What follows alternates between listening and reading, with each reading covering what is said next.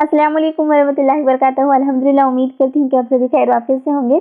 हमने लास्ट के वीडियो में मेमोरी के जो अक़साम थे, उन अक़साम के बारे में हमने डिस्कस किया था और उसी तरह से उसकी जो शाखें थी जिसमें रचना था, लॉजिक मेमोरी थी, एक्टिव मेमोरी थी, पैसिव मेमोरी, ये बहरहाल ये जितनी भी शाखें थी और उसकी किस्में थी, उन सबको हमने डिस्कस किया था और उम्मीद करती हूँ कि आपको वो समझ में आ भी गया होगा।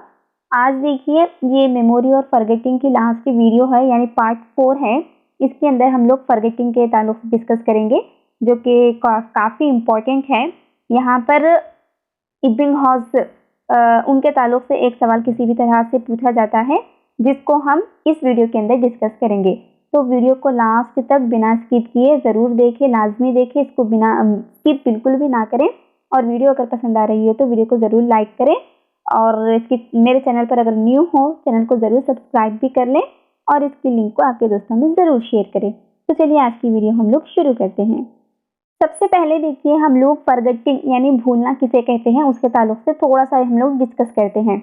अगर हम इसके ताल्लुक से बात करें तो सीखी हुई चीज़ या इल्म वक्त ज़रूरत याद ना आए या हमारे दिमाग से वो निकल जाए तो उसे हम क्या कहेंगे, भूलना कहेंगे। यानी देखिए, ऐसा इल्म या फिर ऐसी बातें जिसको हम लोग याद करने की कोशिश करते हैं, लेकिन उसके बावजूद भी वो चीज़ या फिर वो बातें हम लोग को याद नहीं आती हैं, हम उसको भूल जाते हैं, तो उसी को हम क्या कहेंगे, फॉरगेटिंग कहेंगे। यानी आपको बहुत ज़रूरत है उस चीज़ की या फिर उस नॉलेज की, लेकिन फिर भी आपको बहुत कोशिश करने के बाद भी आपको वो याद नहीं आ रहा है, तो उसी चीज़ को हम क्या कहेंगे, फॉरगेटिंग कहेंगे। क्योंकि फॉरगेटिंग मतलब भूलना क्या है, एक फितरी अमल है और ये एक नेमत भी है, ठीक है ना, जो कि क्या है, अल्लाह ताला की इसमें हिकमत है। तो फॉरगेटिंग एक हमारे लिए नेमत भी है और क्या है, हम बाज़ औक़ात ये हमारे लिए ज़हमत भी है, ठीक है। अब ज़हमत किस तरह से है, इसको हम लोग आगे डिस्कस करेंगे। फॉरगेटिंग के अंदर देखिए, जो सबसे अहम और इम्पॉर्टेंट है वो है आपका इबिंगहॉस का तजुर्बा। इन्होंने क्या किया था, कुछ तजुर्बात पेश किए थे, जिसके अंदर जो सबसे अहम तजुर्बा है वो है भूलने का। उन्होंने खाका बयान किया था। इस तजुर्बे में उन्होंने क्या किया, तीन हुर्फ़ी वाले जो वर्ड्स होते हैं, जिनके कुछ भी माने नहीं होते, वो तीन हुर्फ़ों वाले के एक लिस्ट तैयार कर ली थी उन्होंने।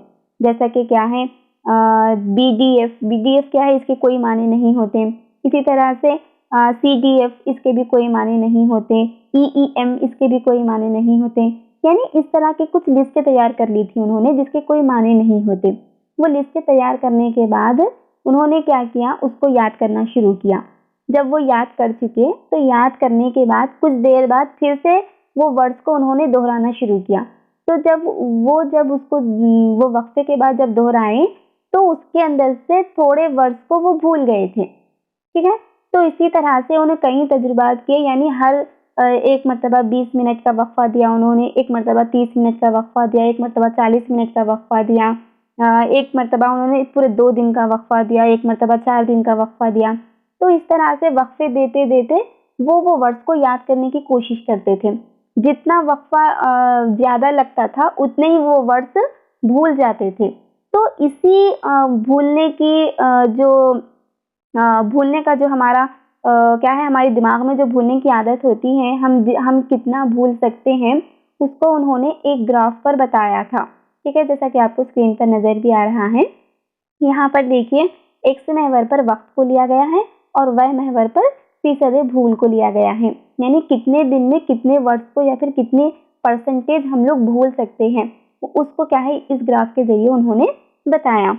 उसी के साथ साथ देखिए, इबिंगहॉस ने क्या किया, जब वो वर्ड्स को याद कर चुके थे, तो वर्ड्स याद करने के 20 मिनट बाद उसको जब वो दोहरा रहे थे, तो उस वक्त उनके याद रखने की जो क़ुव्वत थी, वो 47% क्या है, कम हो गई थी। यानी 47% वो भूल गए थे वो। फिर उसके बाद फिर 50 मिनट के बाद फिर उन्होंने जब वो वर्ड्स को दोहराया, तो उस वक्त क्या है, 50% वो भूल गए थे। इसी तरह से एक दिन के बाद फिर उन्होंने वो वर्ड्स को दोहराया, तो उस वक्त क्या है, 66% वो क्या है, वर्ड्स को भूल गए थे। इसी तरह से 2 दिन के बाद जब वो दोहराए तो 72% भूल गए थे। फिर 6 दिन के बाद उन्होंने दोहराया तो 75% वो भूल गए थे। उसके बाद लास्ट में क्या है, 1 महीने के बाद वो वर्ड्स को दोहराने की कोशिश की तो उन्हें पता चला कि उनके भूलने की जो कुव्वत थी वो 79 से लेकर 80% तक वो आ गई थी। यानी हम जो भी इल्म सीखते हैं, जो भी चीज़ हम लोग याद रखने की कोशिश करते हैं, अगर उसके दरमियान हम लोग जितना ज़्यादा वक्फ़ा रखते जाएंगे तो उतना ज़्यादा क्या है, भूलने के इम्कानात बढ़ते जाएंगे। जिस तरह आपको यहाँ पर स्क्रीन पर नज़र भी आ रहा होगा, देखिए यहाँ पर 20 दिन के बाद उन्होंने मतलब 20 मिनट के बाद उन्होंने दोहराया तो 47% का भूल गए वो, फिर 50% भूल गए, फिर 66% भूल गए। तो ये देखिए, ये बहुत इम्पोर्टेंट है। यहाँ से डायरेक्ट सवाल पूछे जाते हैं कि 20 मिनट के बाद अगर हम लोग कोई चीज़ याद करने की कोशिश करते हैं तो कितने परसेंटेज हम लोग भूल सकते हैं, या फिर 50 मिनट के बाद हम याद करते हैं तो कितने परसेंटेज हम लोग भूल सकते हैं। इस तरह से यहाँ से सवाल पूछे जाते हैं। तो ये थोड़ा सा टेबल को क्या है, आप लोग अच्छे से याद रखिए, ये बहुत बहुत बहुत इम्पोर्टेंट है। एक मरतबा सीधा यहाँ से सवाल भी पूछा गया था। इसके बाद देखिए, जिस तरह से मेमोरी यानी हाफिजे की किस्में थी, सेम उसी तरह से क्या है, भूलने की भी किस्में हैं, यानी फॉरगेटिंग की भी हिस्से हैं। तो यहाँ पर देखिए, भूलने की 2 किस्में हैं, जिसमें सबसे पहला है आपका फितरी या मजहूल, जिसको हम क्या कहेंगे, नेचुरल और पैसिव कहेंगे हम। उसी तरह से जो दूसरी किस्म है उसकी मुस्तअद या फिर गैर सेहतमंद, जिसको हम एक्टिव कहेंगे। तो इसकी ये 2 किस्में हैं भूलने की। तो आइए इन दोनों किस्मों को भी हम लोग थोड़ा सा डिस्कस करने की कोशिश करते हैं। भूलने की अक़साम में जो पहली किस्म है वो है फितरी या फिर मजहूल, यानी नेचुरल या फिर पैसिव। यहाँ पे देखिए, अगर हम इसके ताल्लुक से बात करें तो फितरी भूल गैर इरादी होती है। इसके लिए कोई इरादी कोशिश नहीं की जाती। वक्त के गुजरने के साथ साथ मालूमात या तजुर्बात की याददाश्त तदरीजन महू होती जाती हैं। यानी देखिए, आसान वर्ड में अगर मैं आसान जुबान में इसको बताऊं तो यहाँ पर क्या है, हम ये वो भूलने की आदत होती है जो फितरी तौर पर होती है। यहाँ पर हम भूलने की कोशिश नहीं करते, वो खुद ब खुद क्या है, वक्त के गुजरने के साथ साथ वो चीज़ें हमारे दिमाग से खुद ब खुद हट जाने लगती हैं, यानी हम उसको भूल जाने लगते हैं। जैसा कि क्या है, अब आप लोग टेट के लिए प्रिपेयर हो रहे, अब यहाँ पर कहीं आप लोग क्लासेस सुन रहे, ईवीएस पढ़ रहे, आप लोग मैथ्स पढ़ रहे, इंग्लिश पढ़ रहे, उर्दू पढ़ रहे, सीडीपी पढ़ रहे, तो ये तमाम चीज़ें क्या है, आप अपने दिमाग में बिठा रहे। जैसा ही एग्जाम्स हो जाते, अब आप लोग को ये क्लासेस की ज़रूरत नहीं पड़ती। जितना आप अपने दिमाग में बिठाए थे वो खुद ब खुद क्या है, आप उसको भूल जाते, क्योंकि आप उसको दोहरा रहे नहीं। ठीक है, अब जब तक एग्जाम रहता है आप उसको दोहरा रहे, उसके बाद एग्जाम होते ही आप उसको दोहरा रहे ही नहीं, आपको ज़रूरत भी नहीं पड़ रही। तो खुद ब खुद क्या है, आपके दिमाग में जो नॉलेज बैठी हुई थी, जिन जिन बातों को आप अपने दिमाग में बिठाए हुए थे, उसको यूज़ नहीं करने की वजह से या फिर उसको आप रिपीट नहीं करने की वजह से खुद ब खुद फितरी तौर पर वो क्या है, हट जा रहा है आपके दिमाग से। तो ये क्या कहलाता है, आपका फितरी या मजहूल कहलाता है, यानी नेचुरल या फिर पैसिव कहलाता है, जो खुद ब खुद क्या है, आपके दिमाग से हट जाता है। इसके बाद देखिए, जो दूसरी किस्म है वो है मुस्तअद या फिर गैर सेहतमंद, यानी एक्टिव या फिर मॉर्बिड। तो यहाँ पर देखिए, इसके ताल्लुक से हम लोग बात करें तो मुस्तअद भूल से मुराद ऐसी याददाश्त है जिसको महू करने की एलानिया कोशिश की जाती है। इसको कुचल देना भी कहा जाता है। यानी पहले जो फितरी या मजहूल किस्म थी भूलने की, वहाँ पर हम लोग कोशिश भी नहीं करते उसको भूलने की, वो खुद ब खुद हमारे दिमाग से हट जाती।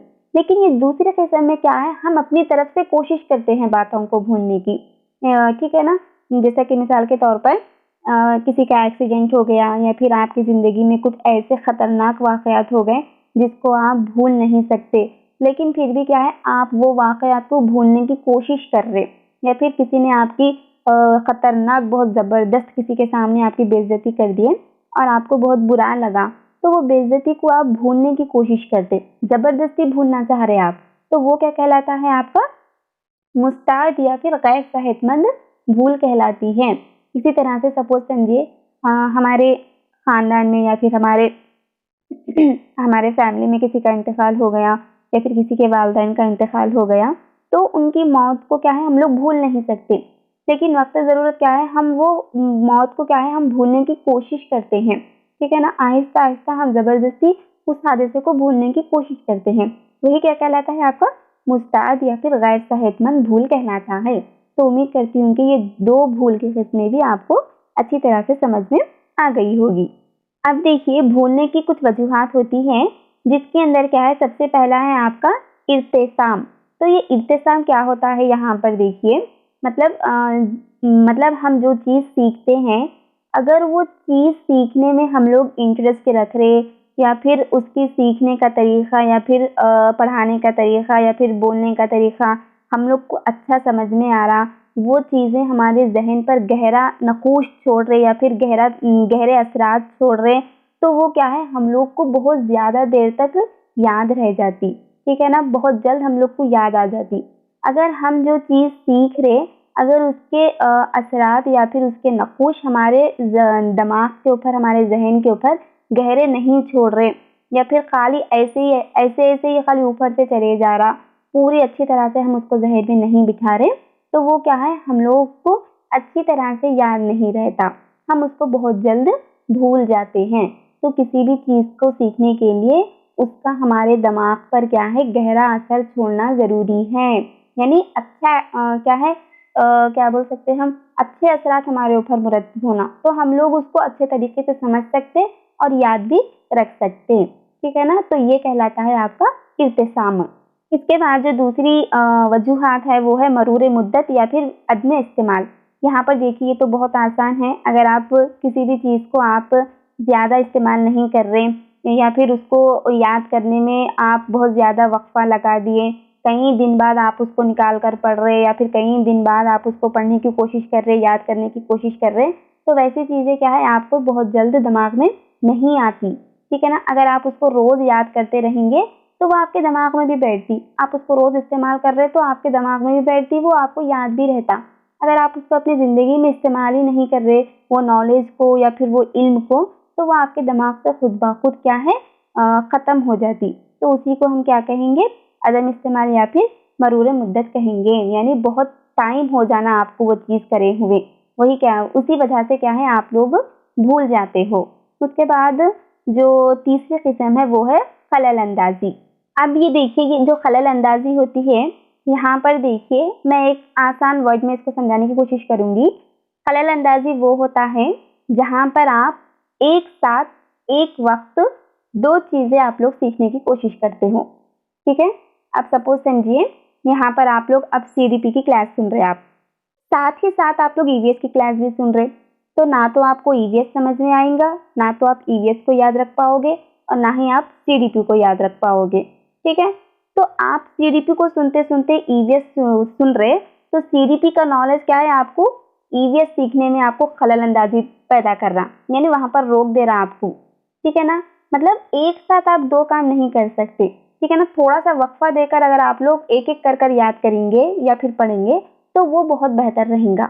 अगर 2 एक साथ कर रहे, तो पहले वाला नॉलेज आपको दूसरे वाले नॉलेज में कैसा भी क्या है, वहां पर रुकावट पैदा करता है आपको, ठीक है ना। ना तो आप ये बेहतर सीख सकते हो और ना ही आप वो बेहतर सीख सकते हो, सीखा हुआ भी क्या है, आपके दिमाग से हट जाता, ठीक है ना। तो क्या है, आपको सीखने के लिए एक एक या फिर एक सीखिए, अच्छे से सीखिए, अच्छे अंदाज में बेहतरीन तरीके से समझकर सीखिए। एक साथ 2-2 काम करते, फिर 2 तरीके से हम लोग सीखते, दोनों को एक साथ हम पढ़ते बोले तो 2 भी आपके दिमाग में नहीं बैठते। इसके बाद जो चौथी वजह होती है वो है दबाव या कुचल देना। वही देखिए, अभी मैं इसे थोड़ी देर पहले जो बताई आपको मैं, भूलने की किस्मों के अंदर दूसरी किस्म गैर सेहतमंद, उसमें जिसको हम कुचलना भी कहते हैं। यहाँ पर हम लोग क्या करते हैं, अपनी तरफ से कोशिश करते हैं कि हम उसको भूलने की कोशिश करें। मतलब इंसान की जो नाकामियाँ होती है, या फिर इंसान की ज़िंदगी में ऐसे नाखुशगवार वाक़यात पेश आते हैं, जिसको इंसान क्या है, जबरन यानी ज़बरदस्ती लाशऊरी तौर पर उसको भूलने की कोशिश करता है, यानी दबा देने की उसको कोशिश करता है, वो उसको याद नहीं रखना चाहता। तो भूल जाने की वजह ये भी एक होती है। उसके बाद 5वीं जो वजह है वो है जिस्मानी या ज़हनी हादसात। अगर इंसान क्या है, जिस्मानी तौर पर या फिर ज़हनी तौर पर बहुत कमज़ोर है, लाग़िर है, यानी सेहतमंद नहीं है, या फिर किसी हादसे की वजह से उसके दिमाग पर बहुत क्या है खतरनाक मार लग गया हो, उसका दिमाग कमज़ोर हो गया हो, तो इस वजह से भी क्या है इंसान बहुत सारी चीज़ों को भूल जाता है। ठीक है ना? जिस तरह से क्या है गजनी गजनी याद है ना आपको? वो मूवी याद है ना आमिर खान की? तो उसमें क्या है उसके दिमाग पर ज़्यादा ज़ोर से मार लगने की वजह से उसको थोड़ी बातें क्या है याद आती है, फिर थोड़ी देर के बाद वो भूल जाता है ना? तो इस तरह से क्या है जिस्मानी या फिर ज़हनी कमज़ोरी या फिर जिस्म और हमारे ज़हन की वजह से भी क्या है हम लोग भूल जाते हैं। इसके बाद जो 6वीं वजह है भूलने की वो है शिद्दत-ए-जुज़्बात।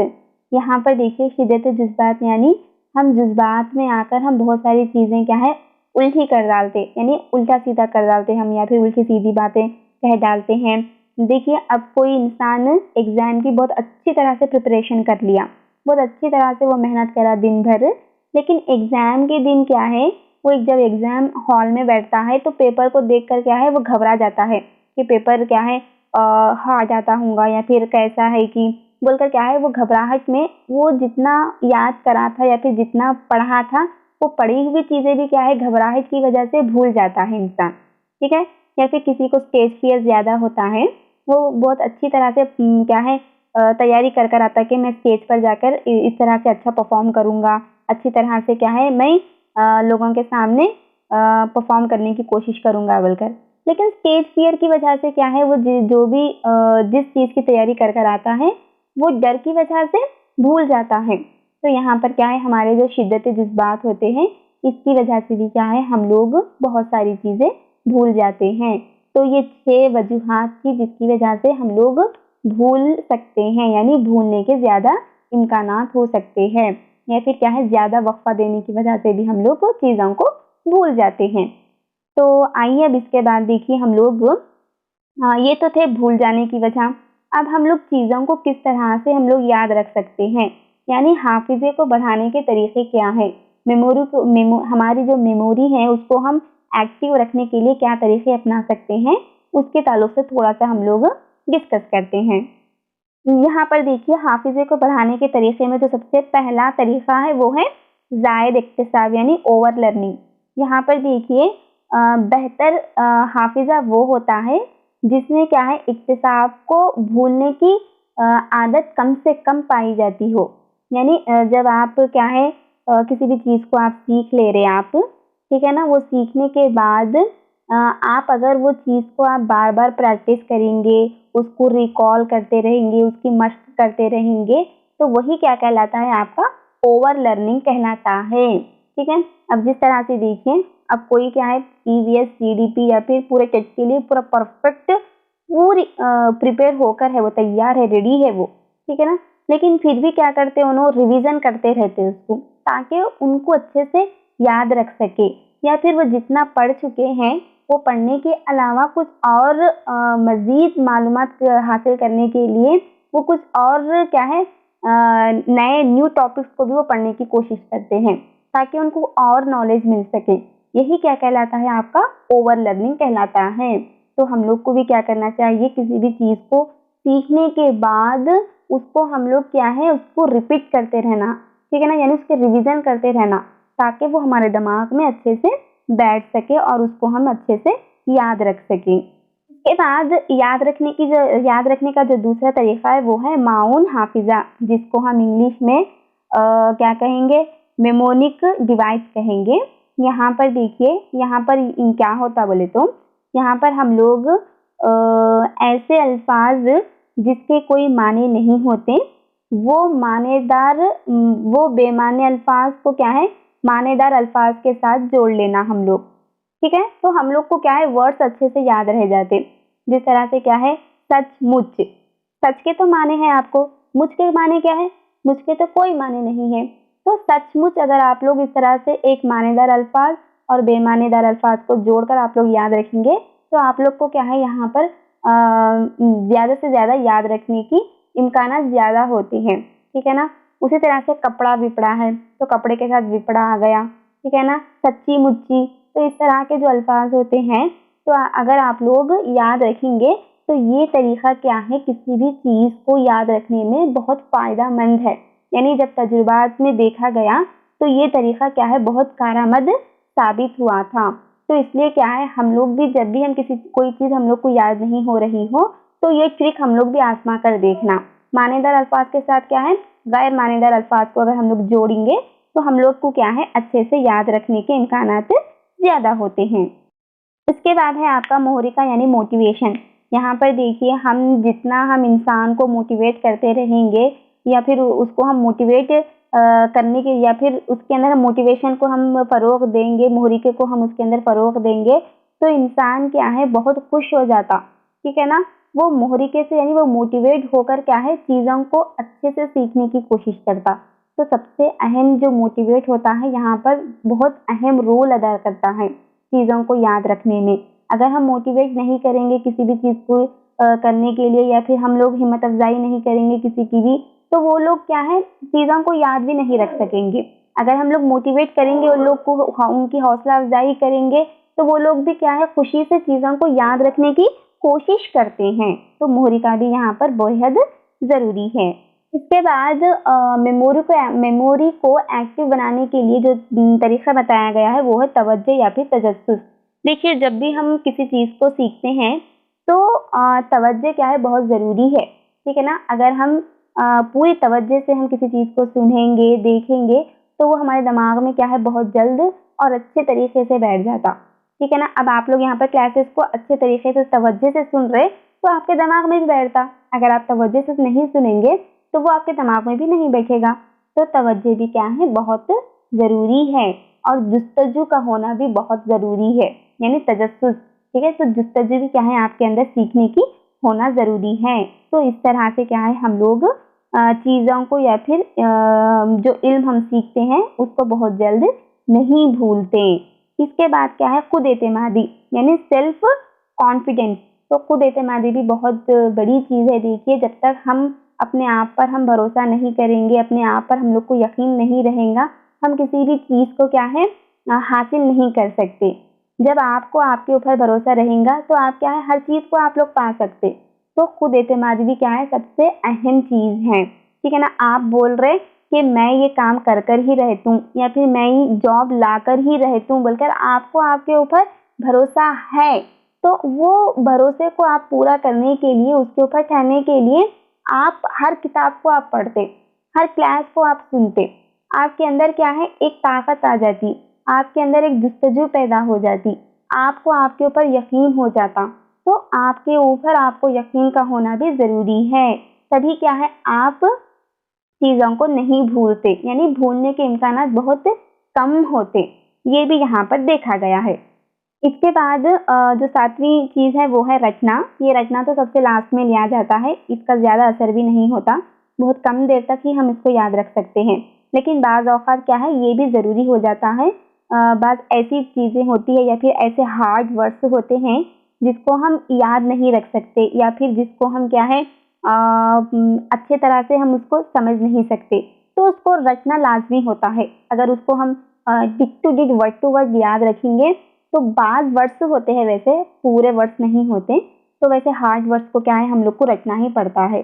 तो ये रटने के अंदर आ जाता है, ये सबसे लास्ट में आता है। देखिए इसके ऊपर ज़्यादा ध्यान ना दे, कभी कभार इसका भी इस्तेमाल हम लोग कर लेते हैं। इसके बाद क्या है मश्क। यहाँ पर देखिए प्रैक्टिस, आप लोग जितना प्रैक्टिस करेंगे जितनी मश्क करेंगे उतना अच्छा आपके दिमाग में रहेगा, ठीक है ना। अब आप लोग CDP के प्रैक्टिस पेपर्स करवाओ करवाओ करवाओ बोलकर बोल रहे हैं, तो ये क्यों करवाओ बोल रहे हैं आप लोग, ताकि आप लोग को अच्छे से याद रह सके। तो किसी भी चीज़ को आपके दिमाग में बहुत देर तक बिठाने के लिए प्रैक्टिस क्या है बहुत ज़रूरी है। इसके बाद क्या है अमल के ज़रिए इक्तिसाब। अमल के ज़रिए इक्तिसाब यानी जब आप कोई चीज़ सीख रहे हो तो उसके अंदर आप भी शामिल रहना यानी करते हुए सीखना, लर्निंग बाय डूइंग। तो जितना हम लर्निंग बाय डूइंग करेंगे, जैसा कि आपका प्रोजेक्ट वर्क है साइंस का हो या फिर मैथ्स का हो जो भी हो, जब आप आपके खुद ही से अपने हाथों से उसको करते हो तो आपके दिमाग में क्या है बहुत जल्द बैठ जाता है और कई दिन तक आप उसको याद रख सकते हो, भूलते नहीं हो। तो अमल के ज़रिए इक्तिसाब भी क्या है बहुत ज़रूरी है। उसके बाद क्या है वाज़े तसव्वुरात की तश्कील। वाज़े तसव्वुरात की तश्कील से मुराद यहाँ पर देखिए आप पढ़ाई के दौरान समई व बसरी आलात दोनों भी क्या है, आप लोग दो आलात का भी क्या है इस्तेमाल करना। यानी समई आलात और बसरी आलात तो मालूम ही है ना। समई यानी सुनने वाली, जैसे कि आपका रेडियो है, ठीक है ना, टेप रिकॉर्ड है, तो इसका इस्तेमाल भी करना आप लोग। बसरी आलात यानी आपका फ़ोन आ सकता है, इसमें लैपटॉप आ सकता है, टीवी आ सकता। तो इससे क्या होता है, बच्चे क्या है, बच्चों के दिमाग पे बहुत ज़्यादा गहरे नक़ुश बैठ जाते, यानी बच्चे क्या है उस चीज़ को अपने दिमाग में बहुत जल्द बिठा लेते हैं। तो ये दोनों आलात का इस्तेमाल करना भी क्या है बहुत फ़ायदेमंद साबित होता है। उसके बाद क्या है, जथबंद। जथबंद यानी यहाँ पर देखिए ग्रुप्स, जथ यानी जत्था, जत्था बोलते हैं ना हम लोग, तो ग्रुप से देखिए, अगर हम लोग क्या है बच्चों को ग्रुप्स में डिवाइड कर कर ग्रुप्स बनाकर पढ़ाएंगे तो उससे भी क्या है बच्चे बातों को अच्छे से याद रख लेते हैं, ठीक है ना। एक ग्रुप को क्या कर रहे हैं आप, फ्रूट्स के नेम्स दे रहे कि फ्रूट्स के नेम्स याद करो बोलकर।